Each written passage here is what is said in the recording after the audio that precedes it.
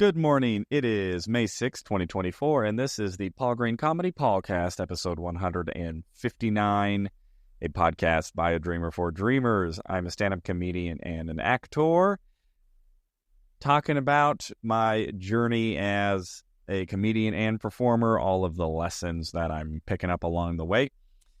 And I got to tell you, there is a lot to cover. I've got a very interesting week ahead of me.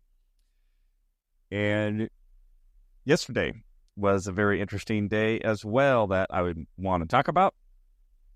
So let's start with yesterday. So yesterday I had my open mic in downtown Mesa that I helped create and that I host on a weekly basis. And I tried out a brand new bit. And I got to tell you what, even in front of 7, 8 comics in an open mic, and I was hosting, so I was the first one up, and I went up cold. I was able to get these comics to laugh, and it has just been so refreshing now to have new material come to me, for me to be able to understand how it fits into this new framework, this new lane that I'm writing from, and to just feel confident that as long as I'm doing those steps that I've talked about, as long as I'm just being honest and authentic, sharing my real opinion and demonstrating that opinion, it just seems to go so much better. And so I had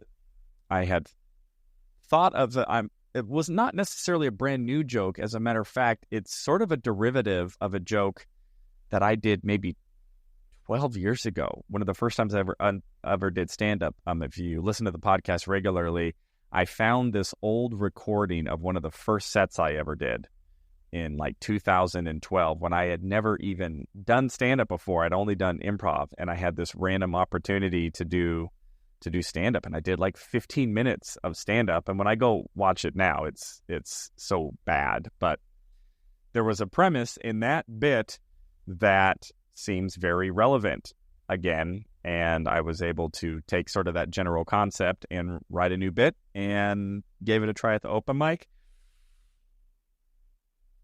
And it went pretty well. I don't know if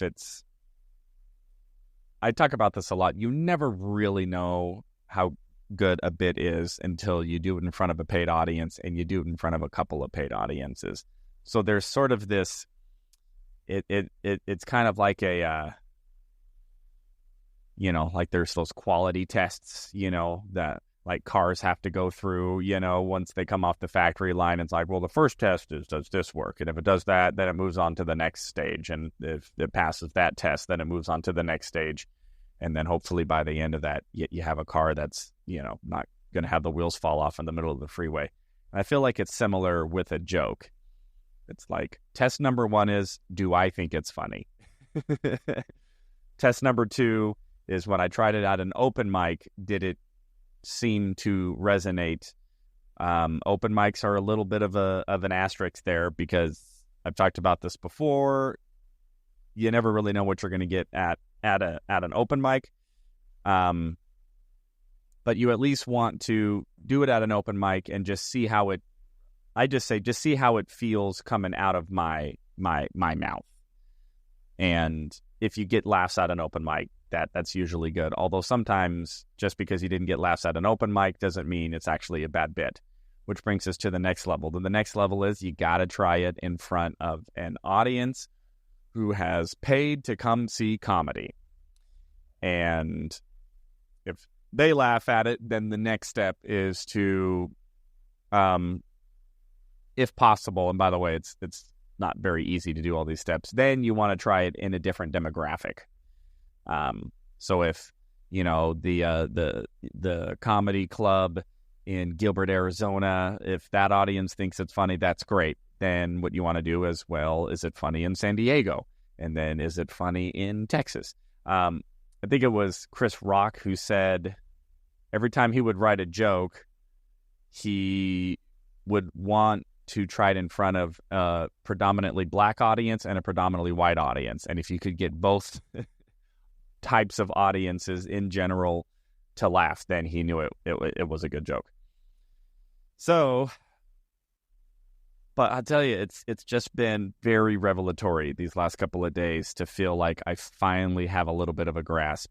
I feel like I've talked about this before, how much of having a dream and going for something big is just daily grind, and I compare it to the workout montage in Rocky. You know, we have the cool story, which is, oh, he's going to go fight again. But to get ready to fight pretty much just means he woke up every morning at 6 a.m. and jogged, and then he went and punched a big slab of meat and, you know, drank eggs. And we see him training and jumping rope and running up the staircase. So they condense all that down in about a 2-minute montage.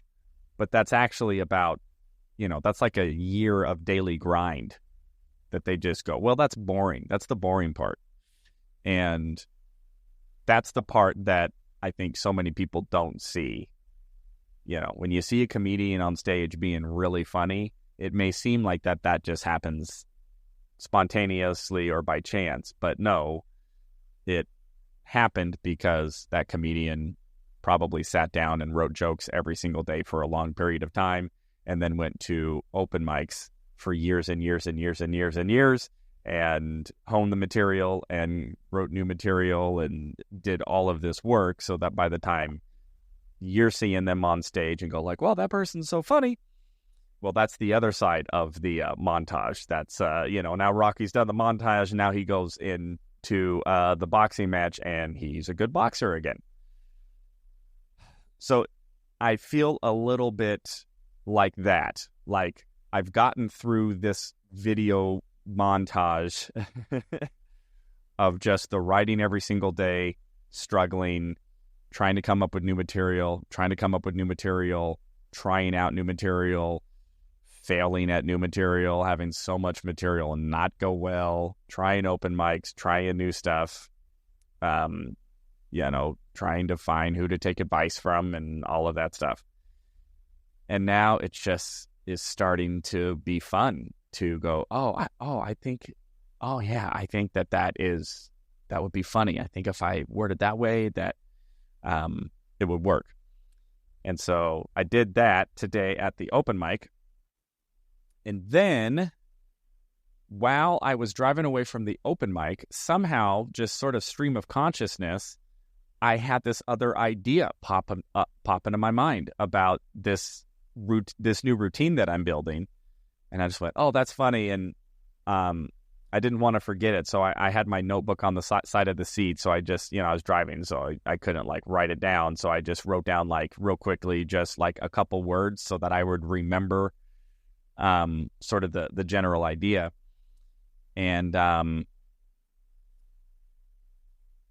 so I got home, and then I had a meeting with my good buddy from high school who I have talked about before on the podcast, and he's been coaching me, giving me a little life coaching lessons. And I had a chance to Skype with him and just sort of update him. And I told him that I had a really good weekend in stand-up comedy. It felt very different to me, and in a good way, than anything that I had been doing before. And in talking to him, he said, what do you think is the main difference? And we started to talk through that, but pretty much the conclusion came out that for the first time as a comedian, I feel like I'm being authentic. And for so many years, I didn't feel that. And I didn't know why. I didn't know how to articulate it that way. I described this a little bit more in detail in yesterday's episode, where I was talking about how I just had this sort of feeling in my chest that the way I was doing this just something was off. And I couldn't pinpoint it. I didn't know what it was, but it didn't feel good. I didn't like it. And it made it really, I really had to just pure free will. I just had to will myself to go do stand-up and to do open mics because it was just so not fun. And that was the big difference, was I feel like I'm being so much more authentic with what I really think, with what I really feel, with my true opinions, how I'm perceiving things, and I'm just getting to have fun and live in that space. And so it was really great to talk to my buddy about that for a little while and just say, hey, you know, I've had a bit of a breakthrough here, and it's really exciting. And it feels like now the bits are writing themselves instead of me having to sort of grind and strain and stress about, oh, well, what's the funniest joke here? Or how do I misdirect here? And all these little tricks that I was doing, I don't have to do that anymore. I just have to think, what happened? What's my true opinion about it? And how would I personify that? How would I demonstrate that? And then once I just say anything, it just sort of starts flowing. Oh, well, that's what I think about that. And when I think about that, I think this. And when I think that, then I feel this. And when I feel this, then it makes me think of this random thing. So I get off the phone with my buddy, and then I went and grabbed some food and had my notebook, and then I wrote out the bit that I had jotted down earlier in the day. And it was exactly what I was describing. It was just coming off the pen there. And it also, I saw exactly where I could fit it in to the material that I did over the weekend, which I did about 12 to 13 new minutes of material. And if I add in the bit that I did at the open mic, and if I add in this bit, it's probably another 4 or 5 minutes. It's like I'm already almost up to 17, 18 minutes potentially of new material. Assuming that, you know, the bit I did at the open mic and this new bit I wrote tonight actually ends up being as funny as I think it is. Which again, you never know. I haven't put them through enough quality testing yet. So I will, I'll see how those pan out. Man, I am sorry for the yawn there. So that was yesterday. Just a good day of adding potentially 2 new bits to this new routine that I'm doing. And then this coming week, I've got a bunch of shows, and they're all one-offs, and they're all over the place and sort of unique shows. So Wednesday night, I'm going to be up at Rick Bronson's House of Comedy in North Phoenix, which I have not performed on that stage since 2021 as part of the World Series of Comedy. They don't know me over there. But I got booked on this independently produced show called the Trash or Treasure Show, which is sort of a comedic debate type show format to where 2 comedians are going to debate if something is trash or if it's treasure. Seems like a fun idea. Never done that show before, but I got contacted about doing the show, so I'm doing that. And then Thursday night, I will be back at JP's Comedy for the Let's Have a Midlife Crisis comedy show, which I am co-producing with my comedian friend Josh Novi and JP's Comedy Club. And that's a very new show format, which I've never done before. We're pretty much going to do a live taping of the podcast that me and Josh have been doing, and we're going to have some stand-up comedians as well. We have no idea how that's going to go. So we're a little... we're being experimental. I'm excited about it. I think it'll go well. It's just there's so much that we don't know. And it's the first time we're doing it. And Josh and I have only actually been doing the podcast itself for about a month. And now we're attempting our first live recording of it. So that should be an interesting experience, which I am looking forward to. Then, that's Thursday. Then I got to hop in a car and drive to San Diego to perform at Mic Drop in San Diego, California. I will be opening for a comedian named Mary Upchurch, who's incredibly funny. I actually used to do improv with her at Jesters, and then she started doing stand-up, and she became very successful at stand-up, and then she moved up to Vegas, and she's doing very well in Vegas.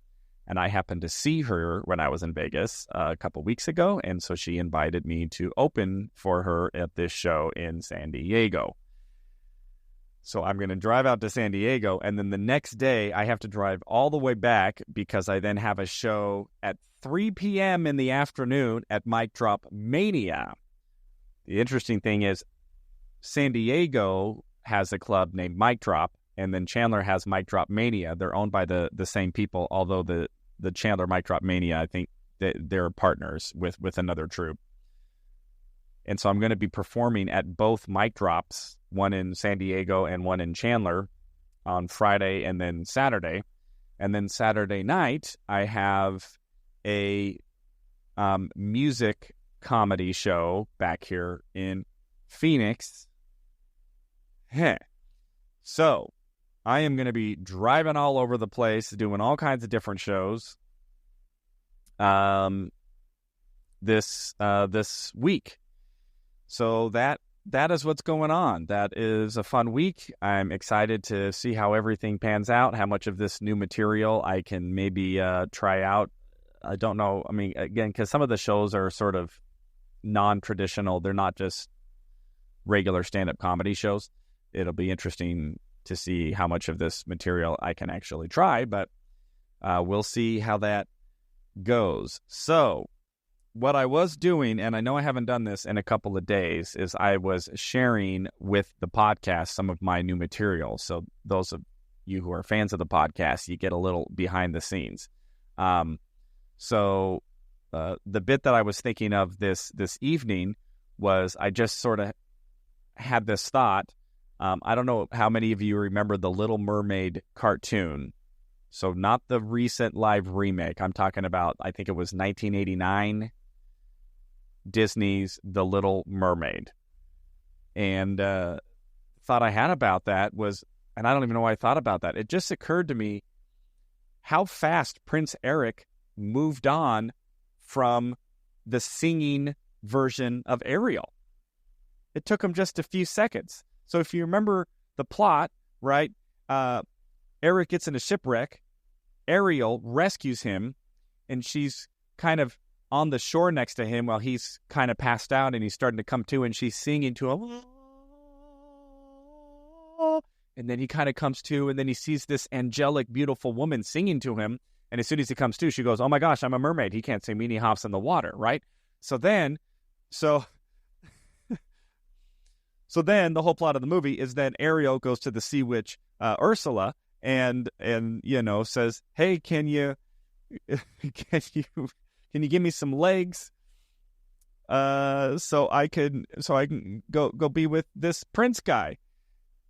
And then Ursula says, "Oh yeah, sure, but the only caveat is you got to give me your voice, and then you have to get this guy to fall in love with you in 3 days." And both Ariel and Ursula were under the impression that her not being able to speak mattered. That Eric was somehow not going to be attracted to Ariel anymore if she couldn't speak. And Ariel was confused. She wait, but without my voice, how am I going to be able to attract him? How am I going to be able to attract a man if I can't tell him my really long, boring stories about my pet crab? And you know how the other day he played in the sand and he got some seaweed caught in his claw. I'm not going to be able to share that story. What am I going to rely on? My perfectly sexy figure and the fact that I'm wearing a seashell bra? How would any man find me attractive if I don't have my voice? And even Ursula didn't get it. Ursula sarcastically says, "Well, you'll have your looks, your pretty face, and don't underestimate the importance of body language," right?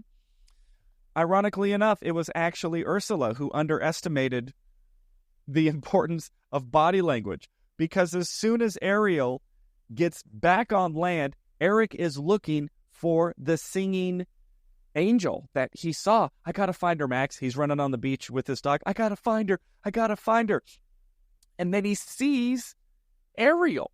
And he runs up to her and he goes, wait, we've met, right? And she goes, but she can't talk. And he goes, "What's your name?" And she kind of points to her throat. And he goes, Oh, I guess you're not who I'm thinking of.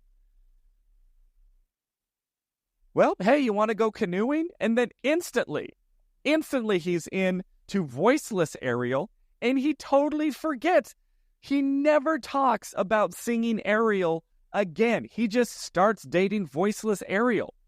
He doesn't even care. He thinks it's a different person, and it didn't even matter to him that she couldn't talk. He just went, well, at least she's hot. Well, that's all I really needed. That's all I really needed anyway. Anyway, that's kind of the idea. Yes, it's not worked out yet. But that is the concept. And by the way, that's not at all how I wrote it. That's just me actually trying to just sort of riff on the concept because I don't remember what I wrote. All right, everybody. So that is the update for Paul Green Comedy here on May 6th, 2024. I'm looking forward to a fun week. 5? Is that 5? No, 4 shows? Wednesday, Thursday, Friday. 5 shows. Yeah. Wednesday, Thursday, Friday, and 2 on Saturday. So I am moving forward. I am very excited to start to build this new set. I got my whiteboard right in front of me, and I am just starting to map it out and see what I can shake loose here in the next couple of months. I would really like to have a solid hour. I've never had a solid hour of all material where I don't need to rely on crowd work, and I feel like I'm on the right path. I feel like if I did all of the material that I have mapped out now, including that Ariel bit, if I tighten it up, and the bit I did in the open mic, it would probably be closer to 20 minutes. Maybe somewhere around there, 17 to 20 minutes. So it's like I'm already a third of the way there, theoretically. All right, everybody. I hope you are doing well. I hope your dreams are coming true. You're out there pursuing. If you are in the Rocky montage part of your journey, I see you. I feel you. Keep punching that. Keep punching that big slab of meat and keep jogging up those stairs. Keep eating those raw eggs. There is some light at the end of that tunnel, and it is really exciting to experience that. It's just really nice. It was so refreshing this weekend to just have a set feel so authentic and so fun and free, and totally worth it. It's totally worth just deciding to scrap all my old material, just to let it go, to just start writing every day, trying to figure it out, and starting to see the fruits of that. All right, everybody. Thank you so much for listening to the Paul Green Comedy Podcast, May 6, 2024, episode 159. I love you all so much, and I will check in with you tomorrow.